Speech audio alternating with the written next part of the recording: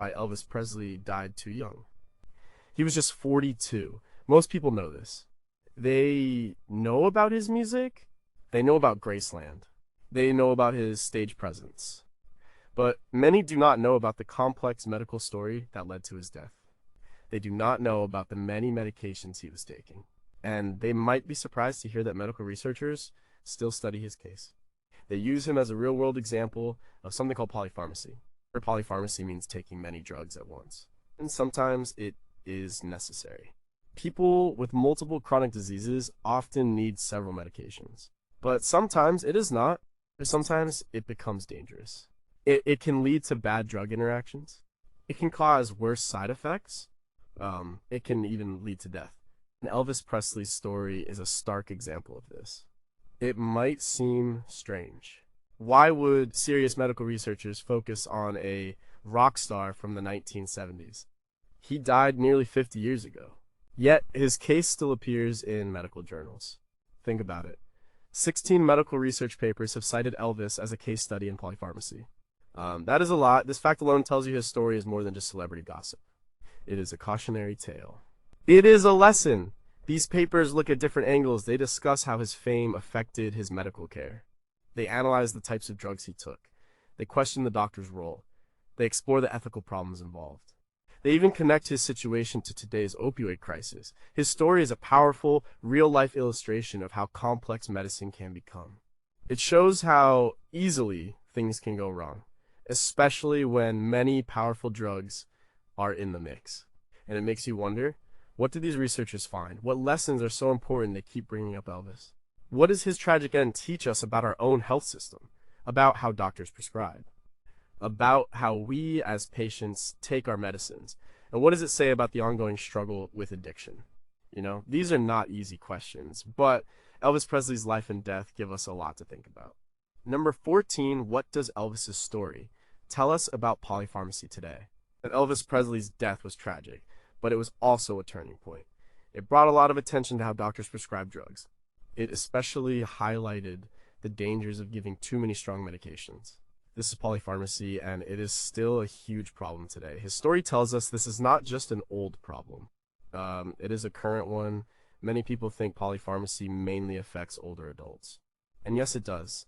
Older people often have several health issues. They might see multiple specialists. Each doctor might prescribe a different drug. This quickly adds up to a lot of pills. Studies show that a large percentage of people over 65 take 5 or more medications daily. But Elvis was only 42. His case reminds us that polypharmacy can happen to anyone. It does not care about age. It cares about how drugs are prescribed and used. The medical papers citing Elvis use his case for a reason. They show how someone can end up on a long list of medications, even when they are not elderly. They illustrate what researchers call inappropriate polypharmacy. This is when the benefits of taking so many drugs do not outweigh the risks, or when one drug is used to treat the side effects of another, or when there are simply too many pills. This exact situation played out for Elvis. He took many drugs that likely interacted badly. He took drugs to wake him up, then drugs to put him to sleep, then drugs for the pain, and so on. It was a vicious cycle. One common thread in research on polypharmacy is looking at adverse drug events, ADEs. These are harms caused by medication. They can be mild, like a rash, or they can be severe, like organ failure or even death. Researchers use Elvis's case to show how a patient's risk of ADEs goes way up with polypharmacy. His system was overloaded. This made him vulnerable. It is a stark reminder for doctors and pharmacists. They need to always consider the full list of drugs a patient is taking, not just the new one they are prescribing. Another point research brings up is patient-doctor communication, or the lack of it. Sometimes, patients do not tell one doctor about drugs prescribed by another, or they feel pressured to take whatever is offered, or, like Elvis, they become dependent and demand specific drugs. Studies on polypharmacy often stress the importance of a complete medication history. They push for regular medication reviews. This means a doctor or pharmacist goes through all the patient's drugs. They check for duplicates, they look for interactions, they see if any drugs can be stopped. Elvis did not get this kind of care. His situation was a free-for-all. His story highlights that good medical care is more than just treating symptoms. It is about looking at the whole person. It is about understanding their lifestyle, their mental health, their environment. Elvis had chronic pain. He had performance anxiety. He had a demanding schedule. These factors all contributed to his heavy reliance on drugs. Modern polypharmacy research often looks at these psychosocial factors too. It knows that medicine is not just about biology, it is also about life. The 16 research papers using Elvis as a case study show he is not just a historical curiosity. He is a timeless teaching tool. His life had unique circumstances, but the core problems he faced are universal.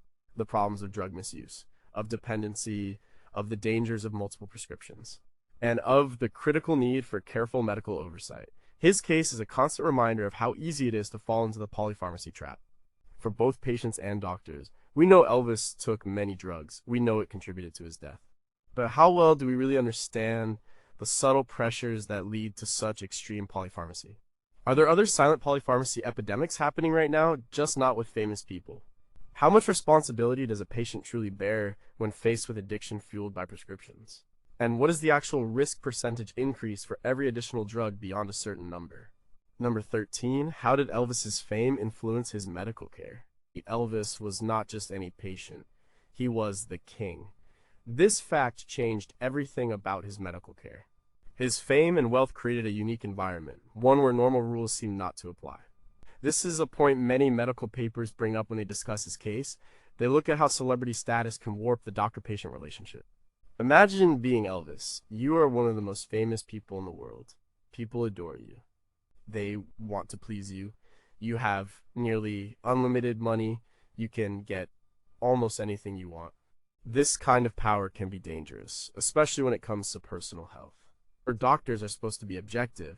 They are supposed to put the patient's health first. But for Elvis, this became very difficult. Research into healthcare ethics often points out the dangers of VIP syndrome. This is when a celebrity or powerful person gets special treatment. This treatment often means more tests, more consultations, more access, but it can also mean less critical thinking from doctors. It can mean doctors are afraid to say no. They might not challenge the patient. They might give in to demands. This can lead to bad medical decisions, and for Elvis, it led to a dangerous overprescription of drugs. His doctor, George Nicopolis, known as Dr. Nick, was always with him. He was part of Elvis's inner circle. He traveled with him. He lived at Graceland sometimes. This blurred the lines between doctor and friend. It is hard to be objective when your patient is also your boss and your friend.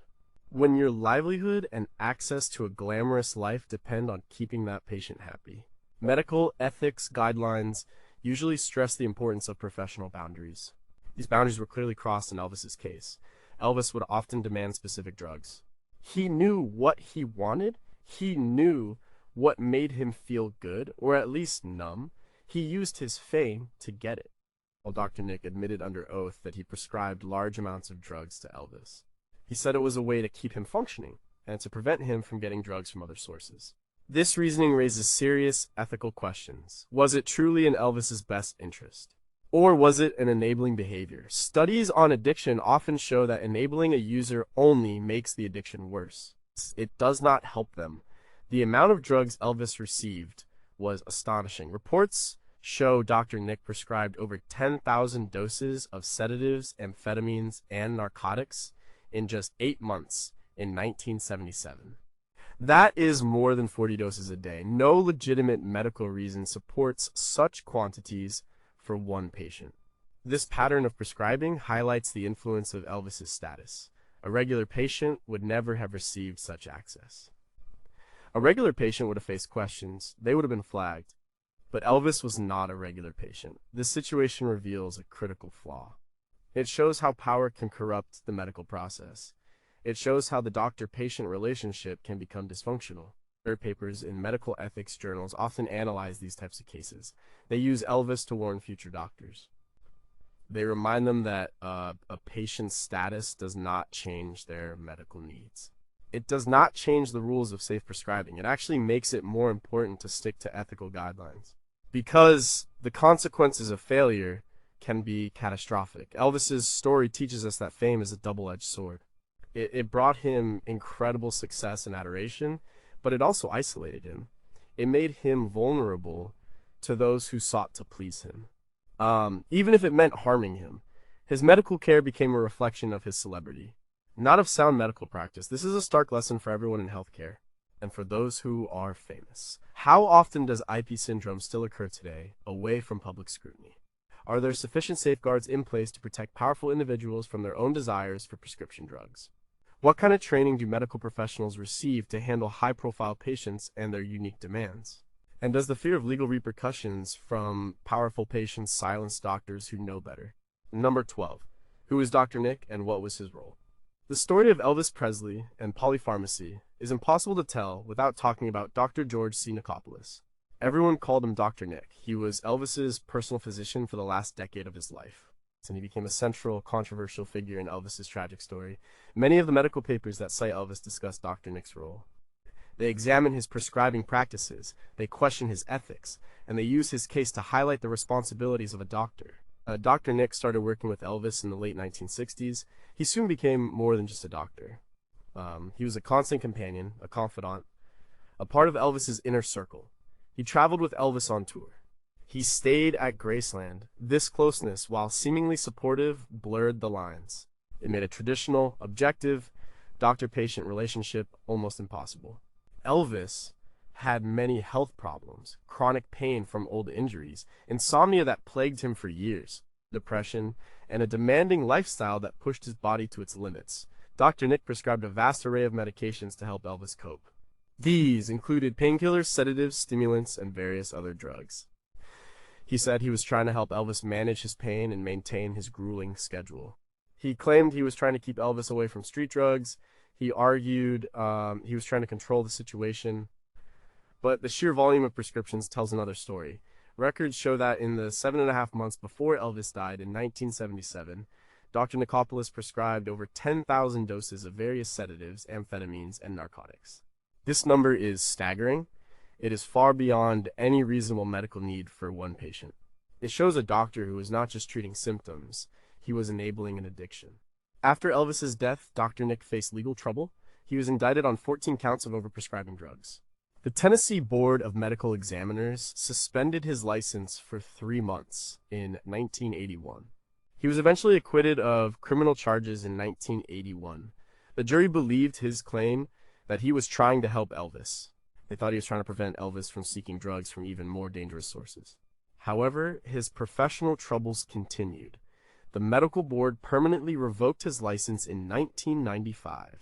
This was after new charges of overprescribing for other patients. The board found he continued to prescribe excessively and inappropriately. This decision solidified his reputation as a doctor who crossed ethical lines and who put patients at risk. Dr. Nick's case serves as a powerful cautionary tale in medical education. It is discussed in articles on medical ethics and physician responsibility. It highlights the dangers of becoming too emotionally involved with a patient. It underscores the critical need for doctors to maintain professional distance, to say no when necessary, even to a famous and demanding patient. His story also brings up the concept of iatrogenic harm. This is harm caused by medical treatment itself. While Dr. Nick may have intended to help, his actions undeniably contributed to Elvis's drug dependency and ultimate demise. The medications he prescribed, especially in combination, were lethal. Research papers use Dr. Nick's example to stress the immense power and responsibility doctors hold.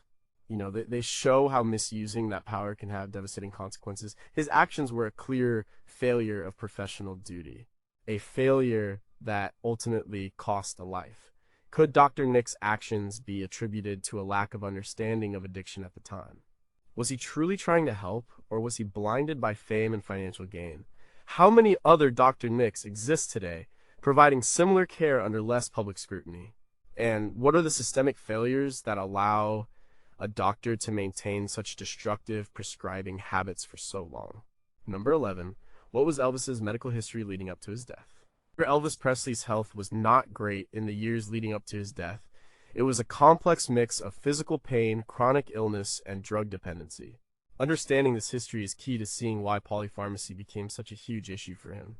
Medical papers use his case to show how underlying conditions can drive a patient towards excessive medication. And Elvis was a very energetic performer. He put his body through a lot. He suffered several injuries over the years. This included a serious knee injury from his army days. and a head injury from falling in a bathroom. These likely contributed to chronic pain. Pain was a constant companion for him. And pain is a big reason people seek strong medications. Beyond injuries, Elvis had other health issues. He had severe bowel problems. Chronic constipation was a major complaint. Some medical experts, looking back, suggest he might have suffered from a condition called megacolon. This is when the large intestine becomes abnormally enlarged. It can cause severe constipation and discomfort. This would have led to a constant need for laxatives and for pain relief. He also struggled with his weight. His diet was often unhealthy. It was full of rich, fried foods. His weight fluctuated greatly. This put a strain on his heart and other organs. Obesity itself is a risk factor for many diseases. It can lead to high blood pressure. It can lead to diabetes. While he wasn't diagnosed with diabetes, he did have high blood pressure. Insomnia was another major issue. Elvis had trouble sleeping for many years. His demanding schedule, the constant travel, and his emotional state all played a part. He would often stay up late, then he would take powerful sedatives to try and get some sleep. These sedatives would leave him groggy the next day, so he would then take stimulants to wake up. This cycle is a classic example of how one drug leads to another. It is a polypharmacy cascade in action. There are also reports of glaucoma. This is an eye condition that can lead to blindness. It requires medication. He also had issues with his liver, and later his heart showed signs of strain. All of these conditions, separately or together, would have contributed to a growing list of prescribed medications. In his final years, his dependence on drugs became overwhelming. It was not just for pain or sleep anymore. It was an addiction. He was taking a cocktail of sedatives, opioids, and stimulants daily. The specific drugs included Dilaudid, Demerol, Placidil, Quaalude, Valium, and codeine, among others. These are powerful substances, and taking them together is incredibly dangerous. Biographers and medical analyses of his life show a man in increasing physical and mental decline. He was often lethargic, bloated, disoriented. His body was failing under the strain of his lifestyle, under the burden of his diseases, and under the toxic load of the drugs he was taking. The medical papers citing Elvis use this detailed history. They show how a combination of real physical ailments, a challenging lifestyle, and unchecked access to drugs created a perfect storm. His case highlights how treating symptoms in isolation, without considering the whole patient and their full medication list, can be disastrous. It is a powerful lesson in comprehensive patient care, one that sadly came too late for Elvis. Could a different medical approach early on have changed Elvis's trajectory? How many of his symptoms were actually side effects of the drugs he was taking? If he had been a regular patient without fame and wealth, would his polypharmacy have been caught and addressed sooner? And how do we better differentiate between genuine chronic pain and drug-seeking behavior fueled by addiction? Number 10. Which drugs were found in Elvis's system? When Elvis Presley died, the toxicology reports confirmed what many suspected. His body contained a cocktail of powerful prescription drugs. This list of substances is crucial for understanding why his case is so relevant to polypharmacy studies. It shows the sheer quantity and dangerous combinations he was taking. The toxicology screen performed after his death in August 1977 found many different drugs. These included several opiates, barbiturates, and tranquilizers. These are all central nervous system CNS depressants. They slow down brain activity. When taken together, their effects multiply. Codeine, an opiate pain reliever. Dilaudid hydromorphone, a very potent opiate pain reliever, much stronger than morphine. Demerol meperidine, another strong opiate pain reliever. Placidil ethchlorvinol, a non-barbiturate sedative hypnotic, used for insomnia. It is known for its strong sedative effects. Quaalude methaqualone, a powerful sedative and hypnotic drug. It was popular for recreational use in the 1970s. It is no longer legally available in many countries due to its high abuse potential. Valium diazepam, a benzodiazepine tranquilizer, used for anxiety, muscle spasms, and seizures. It also causes sedation. Noludar methylprilon, another sedative hypnotic, similar to Placidil. It is important to remember that these were often found in significant levels, and crucially, they were found together. The exact levels and combinations found in his system were complex. Some reports indicated multiple substances were present at levels that could contribute to significant CNS depression. This could depress the respiratory system, meaning his breathing could have slowed down or stopped. The original death certificate listed cardiac arrhythmia, irregular heartbeat as the primary cause. But the presence of these drugs raised serious questions. Many medical experts looking at the toxicology findings believe the drug cocktail was a significant contributing factor. Each drug amplifies the effect of the others. 2. Pharmacokinetic interactions. These drugs are processed by the liver. When the liver has to deal with many drugs at once, it can get overwhelmed. This can lead to higher than expected levels of some drugs in the bloodstream, and then sedatives for sleep, then stimulants to wake up, then tranquilizers for anxiety. This creates a cycle where one drug's side effect is treated by another drug. The fact that so many powerful habit-forming drugs were routinely prescribed to one patient is a central part of the story. It highlights a massive failure in prescribing practices at the time. It also shows a clear case of drug dependency that was not managed responsibly. Elvis's toxicology report is not just a list of chemicals. It is a powerful piece of evidence. It shows the real physical dangers of unchecked polypharmacy. It is a grim reminder that drugs, even prescribed ones, are powerful tools, and they must be handled with extreme care and respect, especially when combined. Were there any other undocumented substances in his system that went undetected in 1977? How would modern toxicology, with its advanced techniques, analyze his case differently today?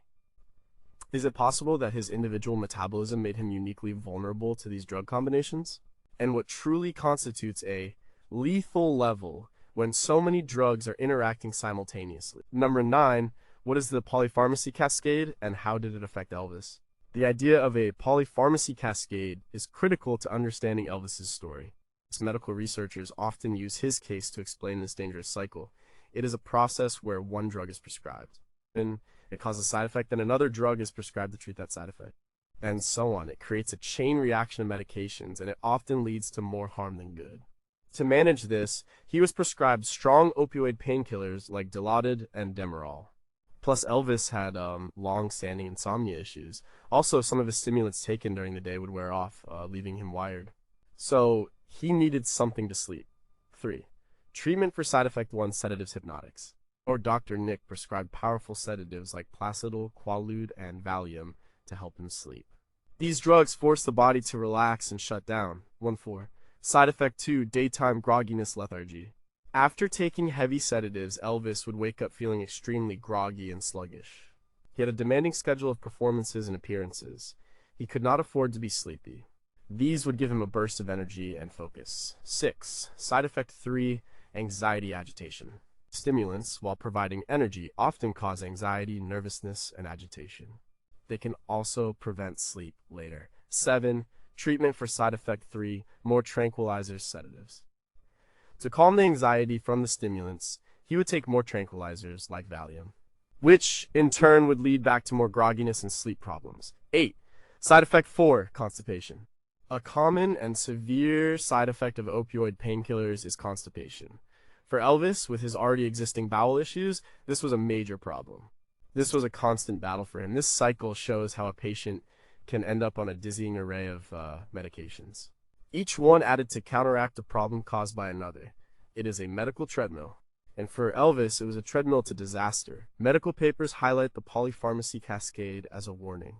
It shows how doctors with good intentions can sometimes make things worse. They are treating symptoms, but they are not always looking at the bigger picture. They might not realize that the new symptom is actually a drug side effect and not a new disease. Researchers study this cascade to find ways to prevent it. They advocate for thorough medication reviews. They push for communication among different doctors. They stress the importance of understanding all a patient's conditions and treatments, not just focusing on one ailment. Elvis's life demonstrates the profound impact of this cascade. It drained his health, it fueled his addiction, it trapped him in a cycle of dependence. His story is a powerful lesson. It teaches us that every prescription needs careful thought, and that simply adding more pills is rarely the solution to complex medical problems. especially when those problems are partly caused by the pills themselves? How can healthcare systems better flag potential polypharmacy cascades before they become severe?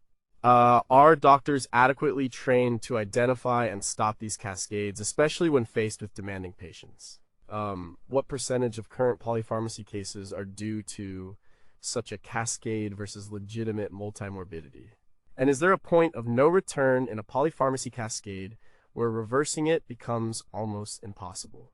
Number 8, how do we define polypharmacy in medical research? The term polypharmacy comes up a lot in Elvis's medical research papers, but what exactly does it mean? It is more than just taking a few pills. Medical research has tried to define it clearly. This helps them study its effects and find solutions. Simply put, polypharmacy means many drugs. But in a medical context, it usually has a more specific meaning. One common definition is quantitative. That is based on a number. Many studies define polypharmacy as taking 5 or more medications regularly. Some researchers might use a different number, like 4 or 6, but 5 is a widely accepted benchmark. However, researchers also recognize that numbers alone do not tell the whole story. Taking 5 necessary medications for 5 different, well-managed conditions might be fine, but taking 3 medications that interact badly could be very dangerous. So the definition often includes qualitative aspects. This leads to the distinction between appropriate and inappropriate polypharmacy. Appropriate polypharmacy means taking multiple medications, but each drug is clearly justified. It is effective for a specific condition. The benefits outweigh the risks, and the patient's overall health improves. For example, a person with heart disease, diabetes, and high cholesterol might need several drugs. If these are carefully chosen and monitored, it is appropriate polypharmacy. Inappropriate polypharmacy is the kind Elvis experienced. This is when the drug regimen is not optimal. It might involve excessive drugs, more medications than medically necessary. Harmful interactions, drugs that react badly with each other, duplication, taking 2 or more drugs that do the same thing in untreated conditions. Some problems are not being treated while others are overtreated. Inappropriate doses that are too high or too low, drugs for side effects, using one drug to treat a side effect of another. Elvis's case perfectly fits the definition of inappropriate polypharmacy. He took far more than 5 medications. Many of them were strong, habit-forming drugs.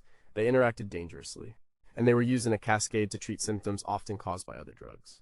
Adverse drug events, ADEs, more side effects, which can be severe, increased hospitalizations. Patients with polypharmacy are more likely to end up in the emergency room or hospital. Falls, sedatives, and other drugs can impair balance and coordination. Cognitive impairment drugs can affect memory and thinking. Reduced quality of life, feeling unwell, confused, or constantly managing medications. Increased mortality, a higher risk of death. The medical papers that discuss Elvis use him as a textbook example of these dangers. His death was a direct result of the inappropriate and excessive use of multiple medications. His case helps researchers put a real human face on what these definitions mean in practice. It makes the academic concept of inappropriate polypharmacy shockingly clear, and it underscores why it is such an important area of study for patient safety. Is the 5 or more medications rule still the best way to define polypharmacy, or should the focus be entirely on appropriateness? How do we quantify the risks of inappropriate polypharmacy for different populations and drug combinations? Are healthcare professionals adequately trained to identify and resolve inappropriate polypharmacy proactively? And what is the true economic burden of inappropriate polypharmacy on global healthcare systems? Number 7, what were the pharmacological risks of his drug combinations? Elvis Presley was taking many powerful drugs. The real danger was not just the number of pills. It was how those drugs interacted in his body. Pharmacology is the study of how drugs work. And from a pharmacological point of view, Elvis's drug combinations were a recipe for disaster. This is a major focus in the medical research papers that cite his case. Most of the drugs Elvis was taking were central nervous system CNS depressants.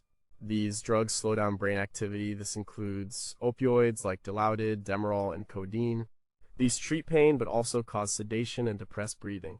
Barbiturates, sedative hypnotics like Placidil, Quaalude, and Naludar. These induce sleep and reduce anxiety. They are very potent. Benzodiazepines like Valium. These reduce anxiety, relax muscles, and induce sleep. The biggest risk of combining multiple CNS depressants is respiratory depression.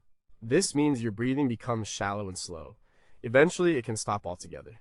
Each drug on its own slows breathing, but when you combine them, their effects are synergistic. They multiply. So, two depressants together might not just slow breathing twice as much. It might slow it 5 or 10 times as much. This is extremely dangerous. It is like turning down the volume on your body's breathing mechanism until it barely whispers, and then it stops. Another major risk was the impact on his cardiovascular system. While many of his drugs were depressants, some accounts suggest he also used stimulants. Stimulants speed up the heart, they raise blood pressure. Mixing stimulants with depressants creates a push-pull effect on the heart. It can lead to arrhythmias, irregular heartbeats, or it can exacerbate underlying heart conditions. Elvis already had high blood pressure. His heart was under strain. Beyond the immediate lethal effects, these combinations also put a huge burden on his liver and kidneys. These organs are responsible for processing and eliminating drugs from the body. With so many different substances to break down, these organs would have been working overtime. This could lead to liver or kidney damage over time, and it could make the drugs stay in his system longer, which would increase their effects and side effects. The specific drugs he was taking, like Quaalude and Placidil, have narrow therapeutic windows. This means the difference between an effective dose and a toxic dose is small. When combined with other depressants, that window practically vanishes. Even doses that might be safe on their own become dangerous in combination. Medical researchers use Elvis's toxicology reports as a stark lesson in pharmacodynamics, how drugs affect the body in pharmacokinetics, how the body affects drugs. They examine how these specific drugs interact at a molecular level. They show how they compete for the same receptors in the brain, how they influence each other's metabolism. This is not just theoretical. For Elvis, it was devastatingly real. His case is a powerful reminder for medical students and practitioners. They need to understand not just what each drug does, but what happens when drugs meet in the human body. The risks are profound, and the consequence of ignoring them can be fatal. Elvis's death highlights that polypharmacy, especially with CNS depressants, is a deadly game of chemical roulette. How much variation is there in individual response to these drug combinations, and could Elvis have been particularly sensitive? Are there specific biomarkers that could predict dangerous drug interactions in real time? What are the most common lethal drug combinations missed by current drug interaction software? And how often do patients self-medicate with additional substances that aren't on their medical record, silently increasing these risks? Number 6. How does Elvis's case connect to the opioid crisis? It might seem like Elvis Presley's drug problems are a thing of the past, a relic of the 1970s. But medical researchers often draw a direct line from his story to the modern opioid crisis. His case serves as a historical precedent. It shows that the issues of prescription drug misuse and addiction are not new. They have simply changed forms over the decades. In the 1970s, the understanding of addiction was different. Doctors were not always as cautious with powerful painkillers. Opioids like Demerol and Dilaudid were prescribed more freely. There was less public awareness about their addictive potential, and there was less scrutiny on doctors who wrote many prescriptions. Elvis's case happened in an era where the dangers of these drugs were not yet fully appreciated by everyone. He did not have to resort to illegal street drugs initially. His addiction started with medications given by a doctor. This mirrors how many people develop opioid use disorder today. They start with a legitimate prescription for pain. This very issue fueled the modern opioid crisis. Pharmaceutical companies aggressively marketed powerful opioids like OxyContin. And doctors, often without proper training in addiction, prescribed them in large quantities. The result was a generation of people who became dependent. 3. Patient demands and doctor compliance. Elvis demanded his drugs. Dr. Nick often complied. This dynamic is seen in the opioid crisis too. Patients in pain, or those who have developed a dependency, learn which drugs work best. They can pressure doctors, and doctors wanting to help or avoid conflict sometimes give in. The perception of a widespread pain epidemic in the late 1990s and early 2000s also contributed to the rise in opioid prescriptions. The idea was that pain was undertreated and that opioids were the answer. This opened the floodgates for powerful drugs. Not a medical disease, treatment options were limited. This lack of understanding prevented Elvis from getting the help he desperately needed. The modern opioid crisis has forced a better understanding of addiction as a disease. But access to effective treatment still lags. Medical historians and public health researchers use Elvis's story to show patterns. They use it to illustrate how medical practices, societal attitudes, and drug availability can combine to create a crisis. The names of the drugs might change. The specific circumstances might be different. But the underlying human vulnerability to addiction remains, and the responsibility of the medical community to prescribe safely remains paramount. Elvis's death was a wake-up call for many. It made people look at how celebrities were being treated. It raised questions about doctor ethics, and decades later it continues to echo in the conversations around the opioid crisis. It reminds us that learning from the past is crucial, so we do not repeat the same mistakes. Did Elvis's case directly influence any changes in drug policy or prescribing guidelines in the years immediately following his death? How much of the current opioid crisis could have been mitigated if lessons from cases like Elvis's had been more widely disseminated and acted upon earlier? Are there specific types of patients who are more likely to fall into the prescription to addiction trap? And can we identify them proactively? And how do we balance effective pain management with the undeniable risks of opioid dependency? Number 5, what did the autopsy and toxicology reports reveal? When Elvis Presley died on August 16, 1977, the immediate cause of death was officially ruled as cardiac arrest. But his toxicology reports quickly became a major point of discussion and controversy. These reports revealed a lot about the drugs in his system. They are a central piece of evidence in every medical paper that examines his polypharmacy. The autopsy, performed that same day at Baptist Memorial Hospital in Memphis, noted several health problems. His heart was enlarged, his liver was damaged, his colon was significantly distended, confirming his long-standing bowel issues. These physical findings showed a body under immense strain. However, the toxicology screen was the most shocking. It confirmed the presence of multiple powerful prescription drugs in his system. These included opiates like Dilaudid, Demerol, and codeine, barbiturates and other sedatives like Placidil, Quaalude, and Noludar, and tranquilizers like Valium. The exact levels and combinations found were complex, and they were staggering. Initially, the chief medical examiner, Dr. Jerry Francisco, announced that drugs had not played a role in Elvis's death. He stated the cause was purely cardiac arrhythmia. This caused a huge uproar. Many, including his own staff, disagreed. They felt the drug findings were too significant to ignore. The initial report was widely criticized for downplaying the role of the drugs. Years later, in 1994, the toxicology reports were re-examined. Dr. Forrest Tennant, a noted physician who had worked with celebrities, reviewed the findings. He concluded that Elvis had advanced drug addiction and that the polypharmacy was indeed a significant factor in his death. He argued that the combination of drugs, particularly the depressants, suppressed his central nervous system. This would have led to respiratory depression, which then would lead to cardiac arrest. The reevaluation suggested that while his heart did stop, the underlying cause was the chemical burden on his system. The drugs likely sedated him to the point where his breathing slowed down or stopped. And then his heart followed. This is a common mechanism for overdose deaths involving multiple CNS depressants. The controversy highlights a critical aspect of forensic medicine. Determining the exact cause of death can be complex, especially when multiple factors are involved. Was it the heart directly failing, exacerbated by drugs, or was it the drugs causing the heart to fail?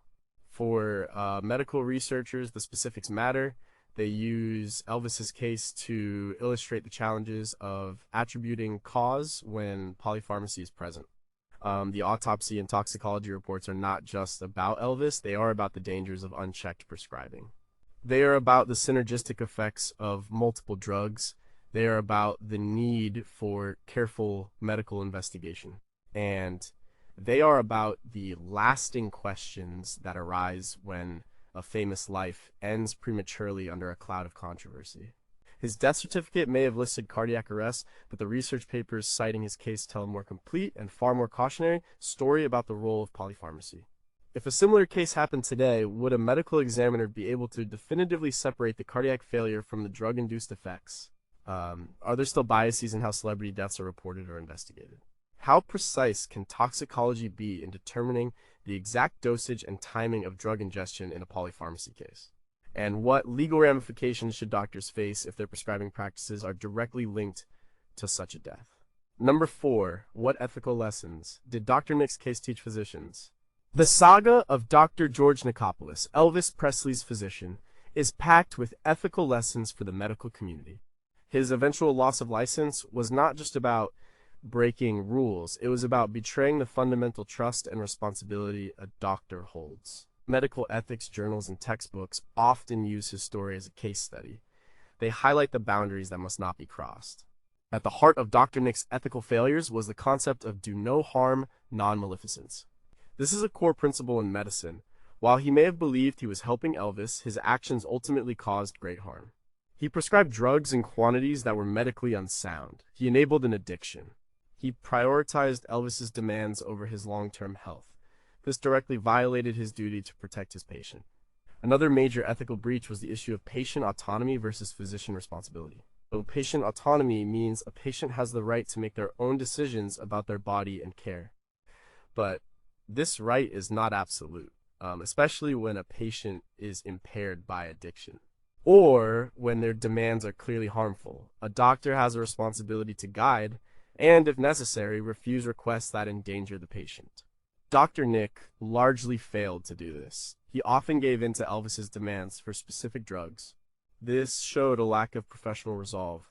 The blurred lines in their relationship also raised serious ethical flags. A doctor should maintain a professional distance. Dr. Nick became Elvis's friend, confidant, and constant companion. This made it difficult, if not impossible, to make objective medical decisions. The ethical guidelines for physicians stress the importance of professional boundaries. These boundaries protect both the patient and the doctor. They prevent conflicts of interest. They ensure decisions are based on medical science, not personal favors or fear of losing a high-profile client. Furthermore, Dr. Nick's actions brought into question the ethical standards of prescribing controlled substances. The opioids and sedatives are powerful. They have a high potential for abuse. Doctors have a moral and legal obligation to prescribe them carefully. They must monitor patients closely. They must watch for signs of addiction. And they must intervene when misuse occurs. Dr. Nick's prescribing patterns were so excessive that they were beyond any reasonable medical justification. This demonstrated a profound disregard for safe prescribing practices. His repeated legal battles and eventual permanent loss of license by the Tennessee Board of Medical Examiners served as a powerful lesson. It showed that there are consequences for such ethical breaches. The medical profession has a self-regulating body. It is there to uphold standards. It is there to protect the public. Dr. Nick's case became a benchmark for physician misconduct. Medical education uses this story to teach future doctors about the dangers of celebrity patients, about the slippery slope of enabling, and about the unwavering commitment required to ethical principles. It reminds them that the Hippocratic Oath, with its promise to first do no harm, is not just a ceremonial phrase. It is a daily guide for every medical decision, a guide that Dr. Nick sadly lost sight of. Are modern medical ethics courses sufficiently addressing the unique pressures of treating celebrity or powerful patients? How can medical boards intervene more proactively when doctors show signs of ethical drift, rather than waiting for tragedy? What is the role of peer intervention in preventing doctors from falling into practices like Dr. Nick's? And does the current legal system adequately punish doctors who are found to have grossly violated their professional duties? Number 3, how does modern healthcare address and prevent polypharmacy? Where Elvis Presley's case is a stark reminder of polypharmacy's dangers, but modern healthcare has learned some hard lessons. There are now strategies and systems in place to address and prevent it. Medical research papers on polypharmacy often discuss these interventions. They aim to make sure fewer people fall into the same trap Elvis did. One of the most important tools is medication review programs. This means a doctor, pharmacist, or nurse goes through all the patient's medications. They look at every prescription, they look at over-the-counter drugs, they check for supplements. The goal is to identify drugs that are no longer needed, drugs that are duplicates, drugs that interact badly, doses that are too high or too low, drugs that are causing side effects. These reviews are especially important for older adults, or for anyone seeing multiple specialists. Some countries have national programs for medication reviews. For instance, in the UK, pharmacists regularly conduct medicines use reviews for patients on multiple drugs. This kind of systematic check would have been life-changing for Elvis. Another key strategy is deprescribing. This is the planned and supervised process of reducing or stopping medications. It happens when a drug's harms outweigh its benefits, or when it is no longer needed. It is not just about stopping drugs, it is about carefully tapering them and monitoring the patient. The prescribing is a growing field in geriatric medicine, but its principles apply broadly. It is about simplifying regimens, and it is about improving patient safety and quality of life. Electronic health records EHRs also play a huge role now. Modern EHR systems have built-in alerts. They flag potential drug interactions, they warn doctors about allergies. They can even show if a patient is getting similar drugs from different prescribers. This helps doctors see the whole picture. It prevents the kind of fragmented care Elvis received. Where one doctor might not know what another was prescribing, team-based care is another crucial element. Instead of one doctor managing everything, patients often have a team. This might include their primary care doctor, specialists, pharmacists, and nurses. Pharmacists especially are becoming more involved in patient care. They are experts in drugs. They can spot problems that doctors might miss. They can help educate patients. This collaborative approach helps catch polypharmacy problems early. Finally, there is a greater emphasis on patient education and empowerment. Patients are encouraged to bring all their medications to appointments, to ask questions, to understand why they are taking each drug, to speak up about side effects. This shifts some of the responsibility to the patient, but it also gives them the tools to be an active participant in their own care, which is a good thing. The lessons from Elvis's case and others like it have driven these changes. The goal is to move from simply adding drugs to a holistic approach, an approach that prioritizes patient safety and aims for the fewest, most effective medications possible. It is a long way from the uncontrolled prescribing of the 1970s. But it is a necessary evolution in healthcare. How effective are current deprescribing initiatives in truly reducing overall medication burden long term? What are the biggest barriers to implementing comprehensive medication review programs in all healthcare settings? Can AI and machine learning further enhance our ability to detect dangerous polypharmacy situations before they cause harm? And how do we ensure that patients, especially those with addiction, are honest and compliant with these new strategies? Number 2, what role does patient education play in managing multiple medications? Elvis Presley's story is mostly about a doctor's failings, but it also sparks questions about the patient's role. What responsibility does a patient have when taking many medications? This is where patient education comes in. It is a big part of how modern healthcare tries to prevent polypharmacy problems. It is tough for anyone to keep track of a long list of medications. Think about it. Different pills, different times of day, different instructions. It is easy to get confused. Easy to forget a dose or take an extra one by mistake.